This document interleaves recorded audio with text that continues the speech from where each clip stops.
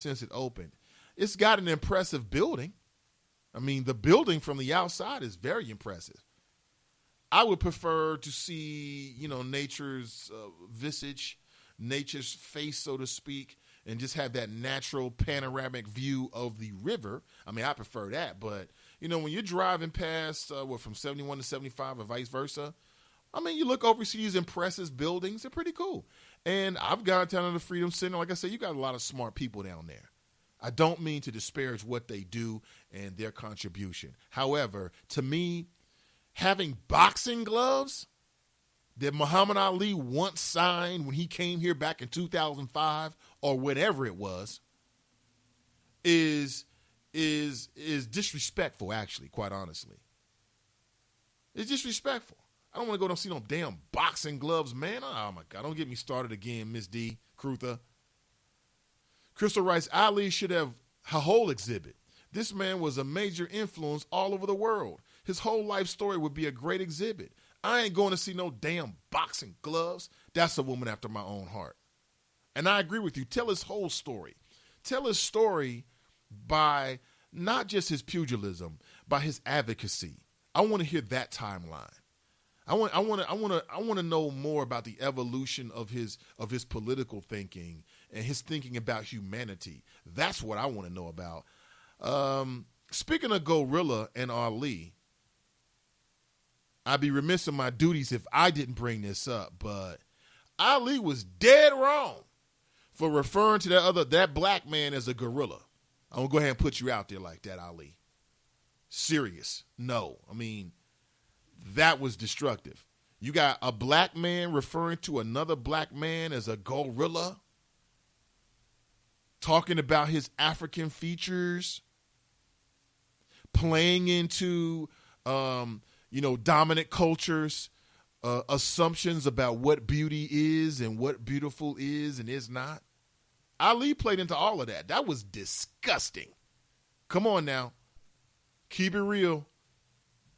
If I had been on the air, I would have had to call Ali to the carpet for that one.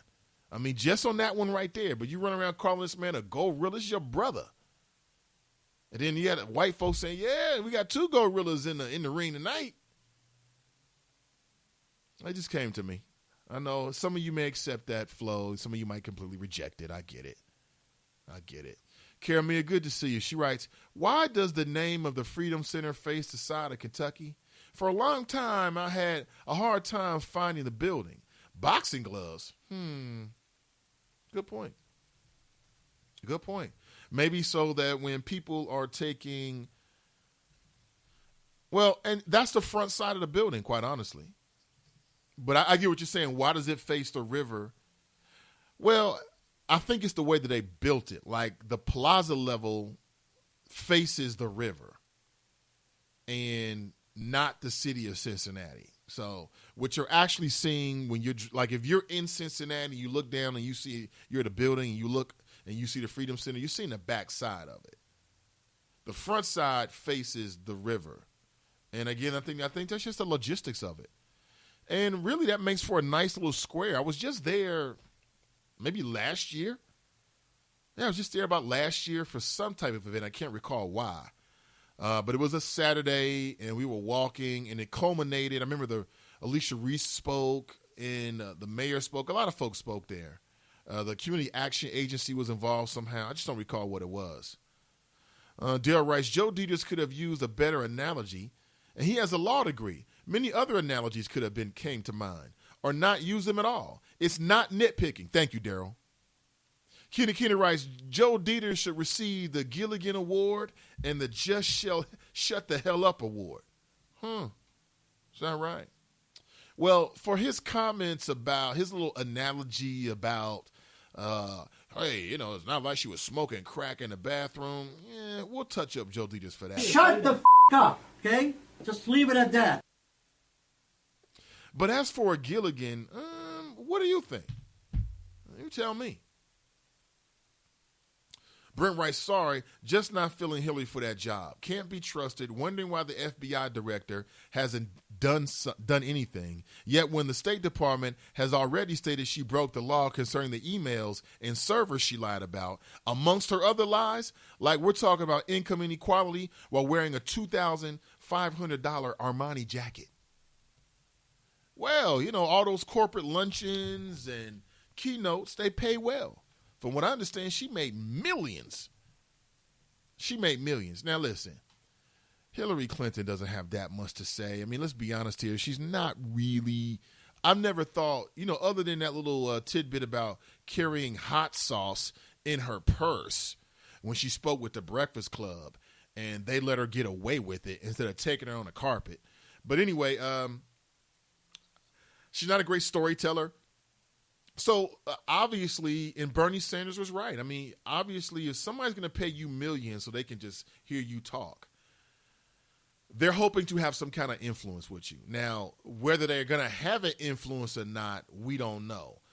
But that's about influence. That's about having an intimate experience, okay, damn near a one-on-one with a person who may one day become the president of the United States. That's what that's about, period.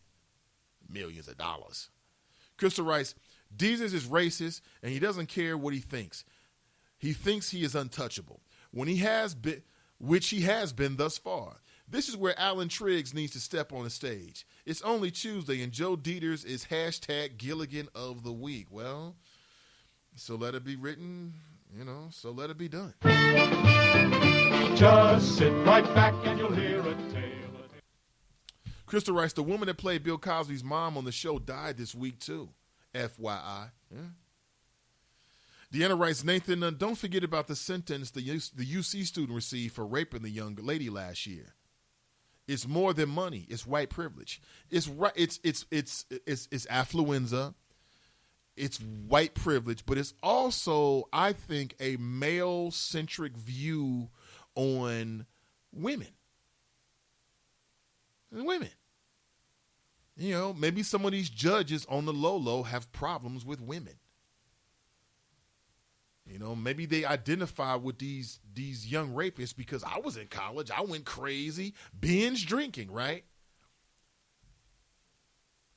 And maybe what it speaks to is what feminists call the rape culture. Now, what's the rape culture?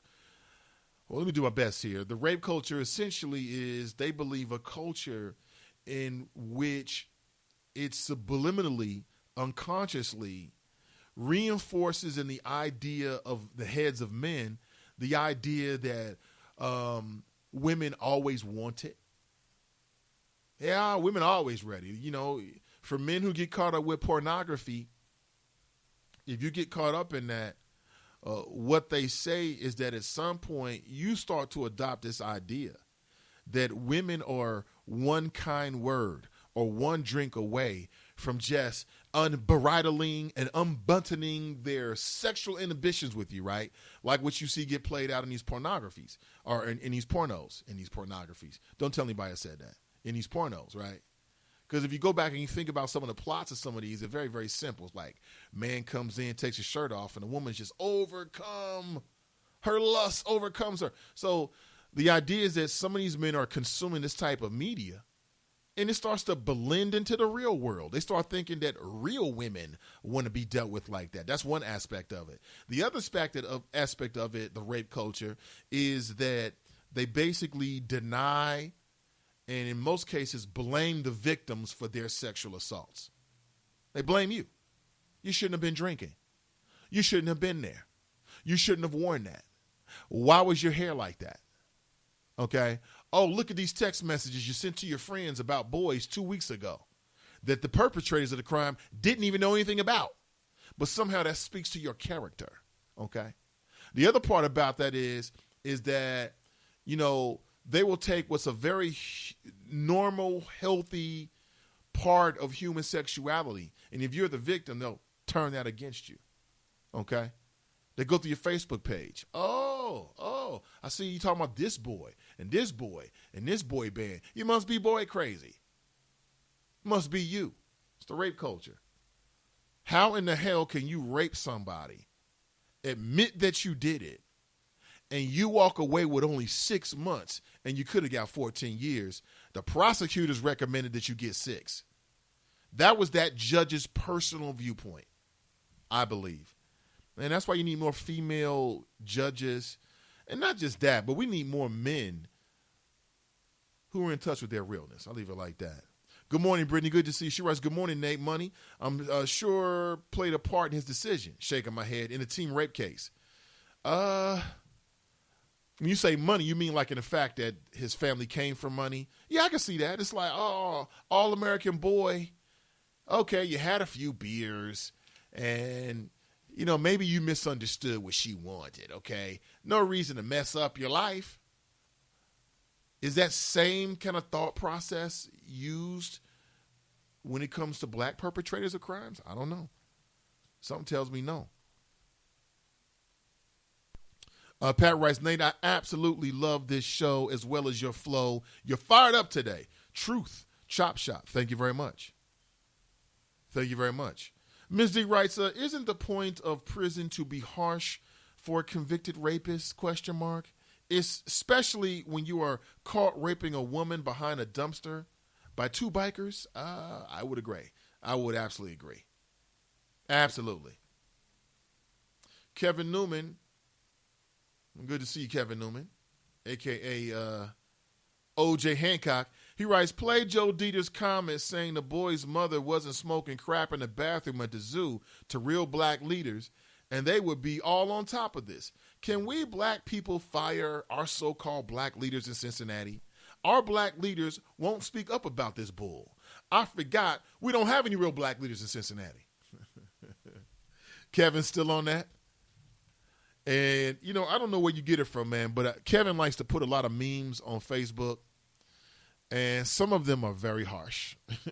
Very harsh. In particular, I remember a meme in which it was 2 frames. On the top frame, it was the character played by Sam Jackson leaning in a very subservient way over to his master, played by Leonardo DiCaprio. I think that's how you say his last name, in the movie Django Unchained, which, by the way, you should check that out. And, okay, so that's the one panel at the very top. At the very bottom, in a parallel, and again, you was out here for that one, he's got Bishop Bobby Hilton, right? And I don't know if he's superimposed or he found this photograph, and he's sort of looking over the shoulder of Mayor John Cranley. So that's Mr. Kevin Newman. Oh my gosh. Kashana writes, did anyone see how they're considering teaching children how to administer Narcan? ? They showed a 3rd grader practicing on a teddy bear. Wait a minute. You're putting drugs into the hands of children now? Kashana, can you send me a link? WLWT. She already knows me. Are you serious? So now they want children to administer Narcan so that when their parents who are so hopped up on that dog, I got to get that dog. I got to get that dog to get that heroin. So then they can resuscitate their children. I don't know how to take that. I don't know how to take that. Thanks for the link, Brent. Oh, I love the way that we can interact now. I love it. I'm receiving, as I talk to you, not only I'm in the chop shop and I'm monitoring sort of the flow of the conversation, but I'm also able to interact with people. People sending me emails. People are responding on Twitter. If you're on Twitter, let's connect. Also, listen, let me draw your attention to something because this would be a big help. And I wanted you just to do a little bit of education, okay? So if you're listening to this show on Spreaker and you see my player there, you're going to see, I believe it's like a heart. Do me a favor and click on that. And essentially, that's the same thing as like a like on Facebook. And after, talking with the good folks and learning more about how Spreaker operates, essentially it's like this. Like the more likes that we're getting for each show, the more visibility and traffic that may bring to the show on the Spreaker networks.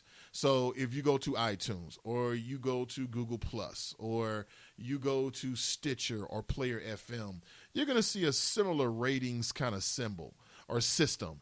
And typically, I know like on Player FM and on Stitcher, it's just like